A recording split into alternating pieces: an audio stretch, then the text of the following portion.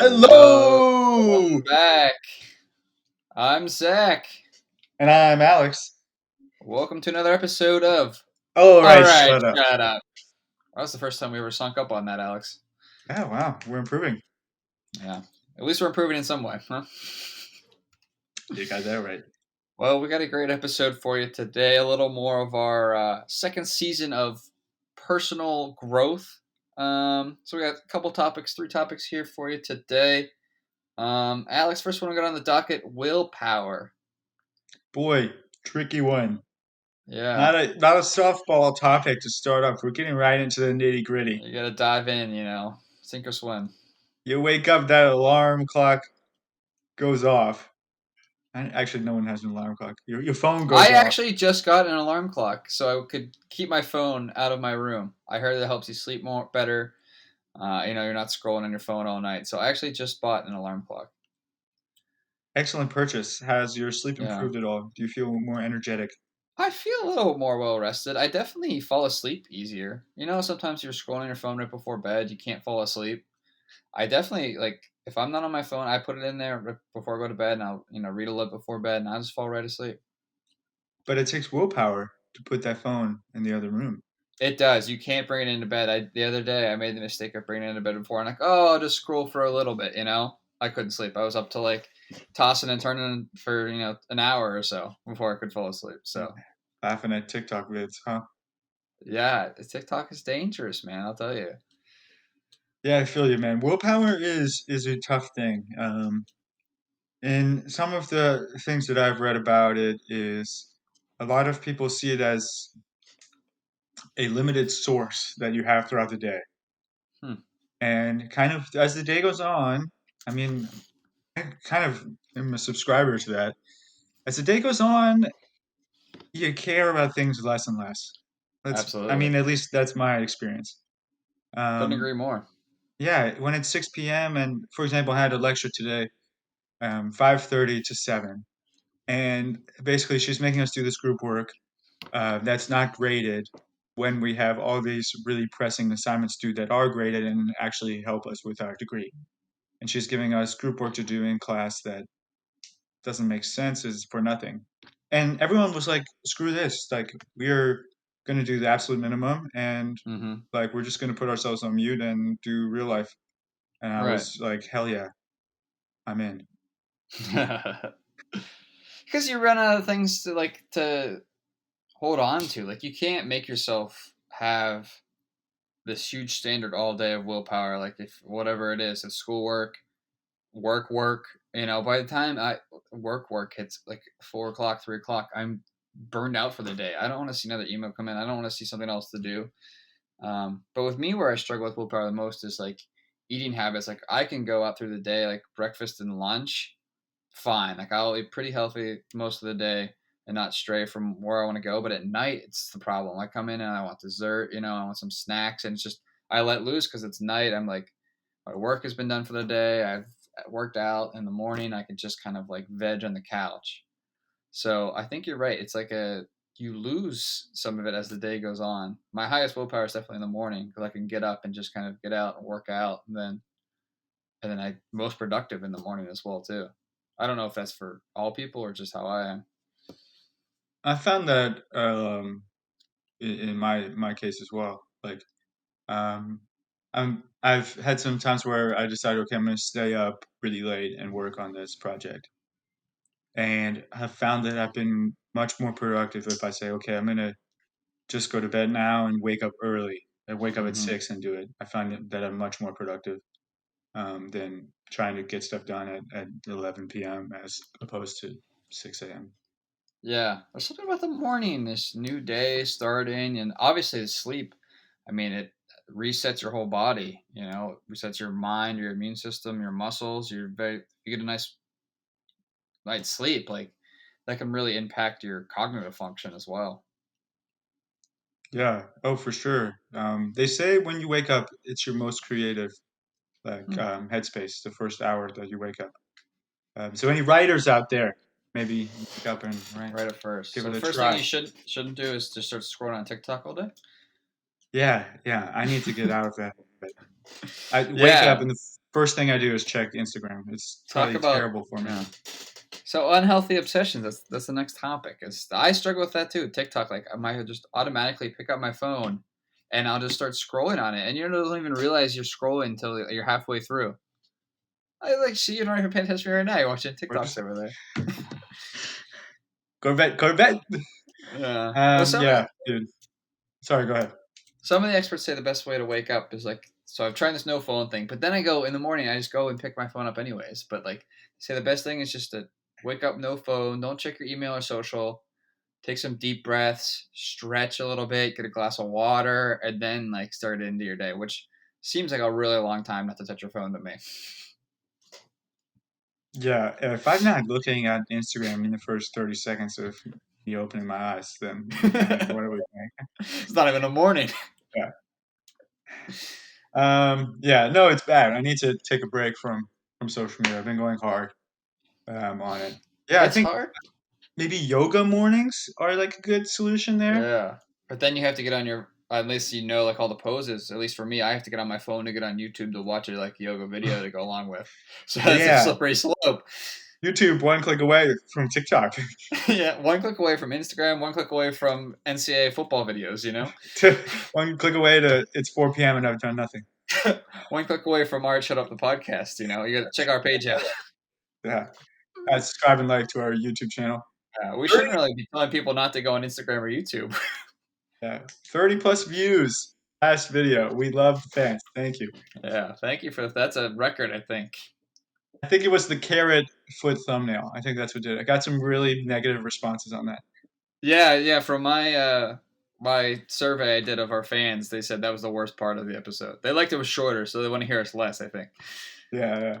Well, it's like a pity listen, you know.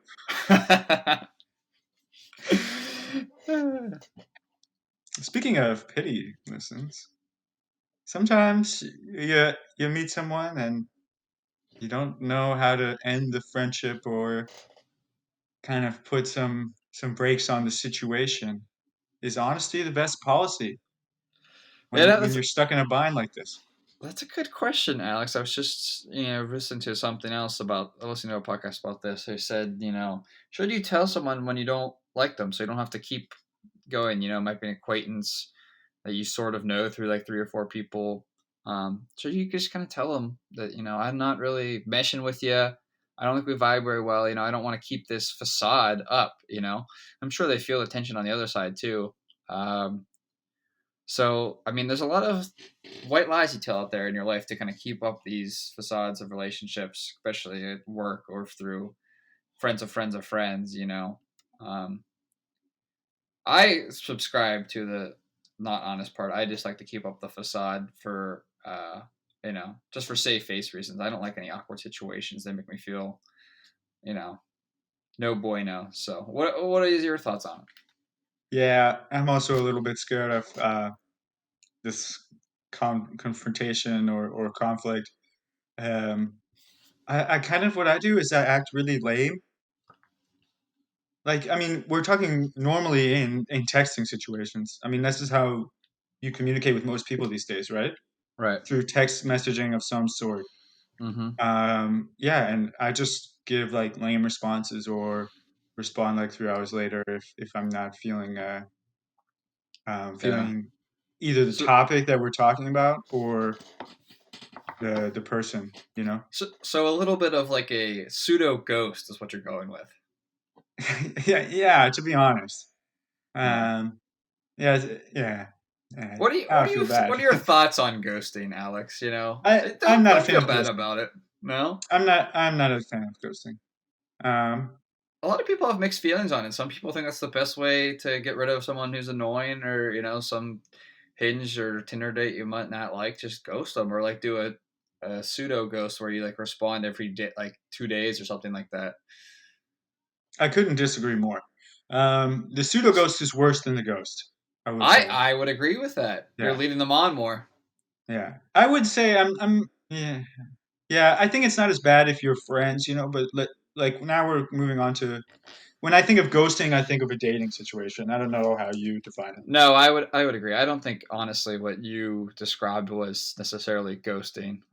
But um, It's just a way like I'm giving a bad response so they so don't that like you. you have to really force the conversation to continue. So That's what they I'm kind trying of to get do. they get to it that. So it sounds like to me that you're more honest in dating situations than in like pseudo friendships. Yeah, I would say so. That's Like interesting. if I meet someone and I'm not feeling it, I usually send like a message that says, "Hey, you know, I don't think this is a good fit. You know, Right. best of luck." Honestly, that's easier to do usually because, like, in a dating situation, you're expecting it to kind of end at some point or just go on forever. Those are the only two options, really. So, in a friendship Yeah, situation, it's a little bit weirder where it's kind of like this gray area where you think it's probably gonna happen forever, but eventually, most friendships end unless they're pretty, tight knit. they are. They are. Yeah, I mean, people just come in chapters of your life, and then kind of you move on, and they have their own journey, and you pass two ships in the night. Right. Yeah, you had a good time, man. I don't think there's any hard feelings there. You had your moment when you had it. You learn from it, grow it, and you move on. It's not going to happen for forever. Yeah, I agree. I agree. It's good to like keep up these chats every now and then, but um, yeah, I mean, you just gotta find whatever line you're comfortable with in the friendship and go with that. Draw it there. Yeah, you definitely don't want to keep up like a toxic friendship or something that makes you uncomfortable. So I would say in that situation, you do what you kind of said with the dating. Just switch it to a friendship. Like, hey, this is not where I want to be. I can't be in this kind of friendship or whatever we're doing right now. Need some space. Just throw some of Yeah, those things in there. and in my experience, people, at least maybe not initially, responded well, but they will be thankful. Like just like you Eventually. would be. You would be disappointed if you got that text, and you went on a date and they said, I'm not feeling you. It would be Right. disappointing, might hurt the ego a little, Right. Of course. No but one wants to be denied. overall, it's a good thing because now you know. Now and you don't have to do this stringing on thing, which that's the worst part. It is, it is. You don't want to be um, like wrapped up in this mind game of like you don't want them to what's the term people are using like pay rent in your head or something like that. Live in your head rent free. Yeah, yeah. You don't want to be like someone to dominate your headspace that shouldn't. So Right, because then that affects your whole day. You can't stay in the moment and enjoy anything. Like you're just nagging on your mind. And that could go for anything. That could go for a person, an obsession with European football or TikToks, online shopping. There's plenty of obsessions or ailments out there that can affect your headspace and get a. The best way for me to do that is find a little meditation app. I use Balance. Do you have a preference meditation yeah, app? I've been using Calm, but I really haven't been meditating much. Today I was really feeling anxious and I meditated for the first time in probably over a week. And I felt so good. Like I just Yeah. literally felt like this like dirty energy leave my body, Mm. man. And I felt so much better after. It's kind of crazy how like a couple 5 minutes even of like breathing and just being present can really change your mindset and even your physical body. You can just relax your whole body through some of the meditations they have on there. So yeah, I would highly recommend anyone struggling with obsessions to look into the meditation to give you some kind of freeness. Yeah, yeah. Um, yeah, do you struggle with this, Zach, when do you have a little bit of a addictive personality, like you find something that you like and you kind of overdo it? I know you've been running like crazy the last year and a half. Yeah, so running is definitely one of them, and then for some reason, like going off that is getting running gear. Like I feel like I need to have all this certain gear for every situation that could possibly happen. If it's raining, I need something. If it's some kind of wind, snow, cold, sleet, whatever. So it's like this obsession that I have to have the right gear or things to make sure I go on my run daily because that's kind of part of my mindset every day as I wake up and I go on a run every morning no matter what, and that kind of sets my attention for the day. So I would say I'm definitely a little bit obsessed with just the whole running culture, and it's honestly thinks my mind about it a lot. Is like that's what my mind is thinking. Like, what's the next run? I'm checking the weather. I'm making sure I have everything I need. So it gets a little bit too overbearing because I mean, you want to prepare for the run the night before, but the But quarantine it's not that especially. complicated, right? I mean, Right. You put on some clothes and you go out and run. Like I yeah, think I'm way overthinking it. You know what I mean? yeah. Like, oh man, we're gonna put this together and maybe this shorts with those shirt. Like it doesn't matter. You just go out and run, and that's what's really important about it. But you can kind of get in. To me, when obsession happens, you get too into the minute details, and then you're not enjoying the actual experience of it. For sure. Yeah. Yeah, it can be tough, but do you think you've been brainwashed from Nike Running app mobile marketing? I think that's probably what the thing is. I mean, I use that every time, and so now I'm just like, yeah, I need Nike everything. Like, I think that's why it's free, right? They're trying to get you to buy their clothes. There can't be just free. The wisdom that Coach Bennett gives out there can't be just free. Hey, there's no such thing as a free lunch. That's for sure. That's what they teach you in Econ 101. Yeah, macroeconomics, baby. Yeah, that was a doozy. That's for sure. Yeah, man. No, I get that. Like, yeah, it's tough when you find something you really like, finding a balance. Because sometimes you go in like really hot. Well, let's say, for you, I'm sure you've run too much and had an injury, or Yeah, just went too hard and like now a you're sprain. realizing it's obsessing your mind. I'm having the same problems with other things that I'm starting to enjoy, and then I forget about other parts of life, and my thoughts are surrounding one topic way too much. Right, and that's all you think about. And then you can't find that balance, and then you lose some of your day too because you're thinking about that the whole time. And it's going to hurt the enjoyment of the thing you're thinking about because you're going to burn it so hard that it fizzles. Exactly. It's hard to take like a day off when you're so obsessed with something like that too. I have that problem. Like I feel like if I take a day off, I feel like a failure or something. Yeah. So I say this week, Zach, we try to find balance. Balance. We're gonna do some balance. Maybe we'll do some meditation this week. Why don't we take a challenge? We have a listener that wants us to meditate every day and see the results. So Okay. How long? 10 minutes? 10 to 5, 5 to 10. Okay. 5, 10 minutes meditation. I love it. Thank you. Shout out to Sarah. So yeah, we'll come back with those results next week and continue season 2 of the self improvement podcast on All Right, Shut Up. All right. Hey guys, thanks for listening to another episode of All Right, Shut Up. Make sure to go ahead and leave us a review, help us grow the podcast. All right, shut up. Catch us next week on all your favorite podcast sites.